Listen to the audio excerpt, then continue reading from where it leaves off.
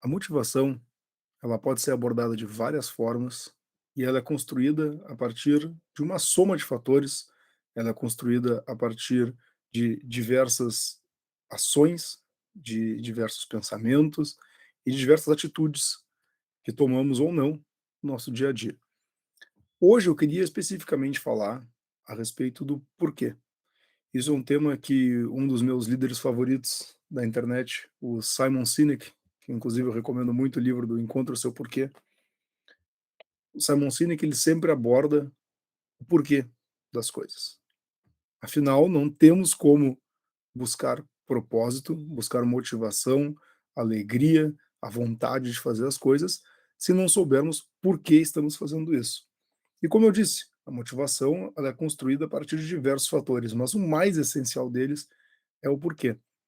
E como é que a gente chega no porquê se essa resposta ela é tão difícil de ser encontrada e existem tantas camadas até a gente chegar numa resposta realmente verdadeira e que reflita a respeito daquilo que é realmente o nosso motivo, realmente o nosso porquê. Existem então três camadas, conforme estou mostrando aqui para vocês. A primeira delas é o quê? O que nós fazemos? Qual é o serviço que você presta? O que você vende? Qual é o seu trabalho? Em segundo lugar, nós temos o como. Como eu vendo esse produto? Como eu trabalho? Como a minha equipe opera? Como eu me relaciono com meus colegas? E lá dentro, na camada mais interior, na mais profunda, nós encontramos o porquê. E existem várias técnicas e várias formas da gente encontrar esse porquê, da gente tentar desenvolver esse porquê, atividades em grupo, dinâmicas que a gente pode auxiliar a chegar nessa resposta e nesse resultado. Mas hoje, especificamente, eu queria compartilhar um pouco da minha história e de uma situação que aconteceu há mais ou menos 5 anos atrás, que reflete um pouquinho do meu porquê e de por que eu faço as coisas que eu faço. O meu porquê tem muito a ver com ajudar as pessoas e a desenvolver a melhor versão delas para que elas possam fazer o que elas bem desejarem, seja no ramo profissional, seja no ramo pessoal. A minha vontade é fazer com que as pessoas se sintam realizadas e empoderadas para fazer o que elas bem quiserem fazer da melhor forma. Então, genuinamente, é o porquê eu faço todas as coisas que eu faço. E o momento chave, qual eu me lembro que me mostrou muito isso claramente, e como eu disse, uma soma de fatores, tiveram vários momentos da vida onde eu encontrei essas respostas, mas nessa vez específica foi muito interessante, porque envolveu muito uma questão de linguagem, que eu tive um grande aprendizado, uma questão de humildade, para me mostrar que eu talvez não estivesse tão preparado para lidar com a situação como eu achei que eu tivesse, e enfim, uma realização de por que aquela situação me ensinou tanto e me marcou tanto. Aconteceu de que forma?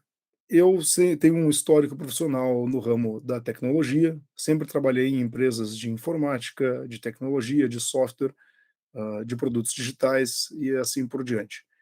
E há 5 anos atrás, eu fiz uma troca de emprego, e eu trabalhava anteriormente com empresas gigantescas, eu já trabalhei atendendo no telefone empresas como a NASA, como a Nike, como a WB Games, como a Cisco. Então eu tive esse contato, inclusive por telefones com vários representantes, então eu já tinha me acostumado a lidar com pessoas que tinham um nível de sensibilidade nos seus dados e nas suas demandas, e um nível de urgência altíssimo. E quando eu fiz a troca para essa outra empresa onde eu tive essa situação, era uma empresa que sim, tinha clientes grandes e clientes com determinadas urgências, mas também tinha muitos clientes que estavam começando o seu negócio, clientes que estavam usando suas economias para criar o negócio de seus sonhos e tentar a partir daí concretizar uma, uma nova realidade. E isso foi uma coisa que me encantou muito para trabalhar com essa empresa, é ter a oportunidade de ajudar essas pessoas que estão começando. E eu, numa determinada ligação, já estava acostumado a lidar com clientes muito grandes, e eu, recebi uma das minhas primeiras ligações logo ali no meu primeiro mês nessa empresa, eu falei: "Ah, eu já estou acostumado, não tem problema nenhum, vou lidar com essa ligação e tudo certo". E eu comecei a falar com essa cliente, e no momento, em que ela estava fazendo algumas perguntas a respeito de como utilizar a nossa plataforma, eu acabei usando a palavra just em inglês, que em português tradução livre significa apenas ou só.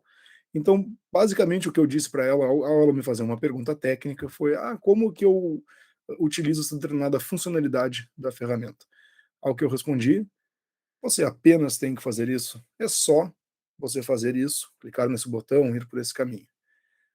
Ao que ela ficou um momento em silêncio e respondeu: "Eu vou te pedir para nunca mais utilizar a palavra só ou apenas comigo, porque eu não tenho nenhum conhecimento técnico, eu não tenho conhecimento da tua plataforma, e me sentir muito mal eu estar há semanas tentando resolver esse problema, semanas tentando configurar a plataforma, para agora, quando eu finalmente consigo falar com a empresa, eu escuto um: "É só fazer isso, apenas faça isso". Me desmerece o meu conhecimento como usuário e também diz respeito à complexidade da ferramenta de vocês. E naquele momento eu tive uma realização, eu falei: "Nossa, essa cliente ela está completamente certa", porque eu estava acostumado a lidar com esse ambiente, eu já estava acostumado com as coisas que eu fazia, os sistemas com os quais eu lidava, e eu respondi: "Só clica nesse botão". E aquilo me marcou muito, por uma questão de linguagem, talvez uma barreira inicialmente de linguagem de inglês, mas eu parei para me dar conta de que se eu tivesse falado em português, eu teria falado exatamente a mesma coisa, eu teria usado a mesma construção frasal e eu teria causado o mesmo impacto. Eu teria causado a mesma sensação nessa cliente. E a partir daquele momento eu me desculpei com ela e comecei a perguntar um pouco mais sobre o que ela estava tentando fazer, qual era o propósito do que ela estava tentando criar, para que ela estava utilizando a nossa ferramenta, ao invés de simplesmente só responder as perguntas que ela estava fazendo. E aí, em determinado momento, enquanto a gente conversava, ela começou a embargar um pouco a voz e começou a chorar no telefone. E ela estava contando que ela estava em pleno desespero, porque ela tinha usado todas as economias dela para abrir aquela loja, para investir naquele sonho, e ela tinha começado tudo isso há mais ou menos 60 dias, e ali faltavam mais ou menos 4 dias para o lançamento que ela havia previsto, ela não tinha nem começado a configurar a nossa plataforma ainda. E aí, naquele momento, eu me vi completamente despreparado para lidar com aquela situação, e eu pensei: "Mas eu já lidei com tanto cliente grande, eu lidei com a NASA, eu resolvi problemas para Cisco, e agora eu tô com essa pessoa que juntou todas as economias dela para abrir a empresa dos sonhos. Ela gastou tudo que ela tinha, ela tem um prazo para o qual ela precisa começar a ter um retorno, para qual ela precisa mostrar que o negócio dela está aberto, e ela nem conseguiu configurar ainda, e eu tô com ela aqui chorando no telefone". E aí a minha intuição foi de: eu vou tentar ajudar. Eu vou trabalhar quantas horas forem necessárias durante esse período de 4 dias, eu vou muito além do que o nosso suporte diz que a gente pode ou não fazer. "Ah, mas isso infelizmente nós não podemos realizar". Eu decidi pegar o manual, ignorar e dizer: "Vamos colocar o teu negócio no ar, e eu vou fazer todo o possível no que diz respeito ao nosso sistema para garantir que em no máximo 4 dias esteja tudo perfeito e funcional". Então, acalmando ela depois no telefone, também me acalmando enquanto eu falava, porque eu tentava transparecer uma certa confiança, mas eu também estava super nervoso na situação, e eu percebi que aquilo me deu uma energia que eu ainda não tinha sentido trabalhando com grandes corporações. Aquilo me deu uma energia para dizer: "Eu consigo me conectar com essa história". É muito difícil me conectar com uma história de uma empresa tão grande, que tem 10.000 funcionários em 30 sedes espalhadas pelo mundo, e nesse caso, é uma pessoa que está abrindo o seu negócio e que está investindo tudo que tinha no seu sonho, e eu consigo me relacionar com essa história. Eu consigo botar um rosto à empresa, eu consigo conectar uma história a uma empresa, e eu quero ajudar essa pessoa a ser bem-sucedida. E naquele momento eu trabalhei com um prazer que eu não tinha encontrado ainda no trabalho até então. E essa é uma pergunta que eu sempre faço para as pessoas, me conte uma história de uma vez que você teria trabalhado de graça. Me conta uma história aonde uma vez no seu trabalho, seja no atual, seja no passado, seja uma situação pessoal de consultoria, qualquer situação profissional, me conte uma vez onde você teria trabalhado de graça. Nesse dia ou nesses 4 dias, eu teria trabalhado de graça, tranquilamente. E a gente só pode dizer isso quando a gente está fazendo algo que esteja de acordo com o nosso porquê. Esse é o meu porquê. O meu porquê é ajudar as pessoas a concretizarem os seus sonhos. E parte do meu trabalho é fazer os sacrifícios que forem necessários para que eu consiga atingir esse objetivo.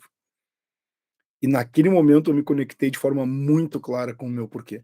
E daí muitas respostas começaram a ser respondidas. Inclusive essa que eu adorava fazer para as pessoas. Me conta um dia no qual tu teria trabalhado de graça. E eu às vezes falava de um dia que tinha sido legal, uma história interessante, mas genuinamente eu teria mesmo trabalhado de graça nas histórias que eu contava?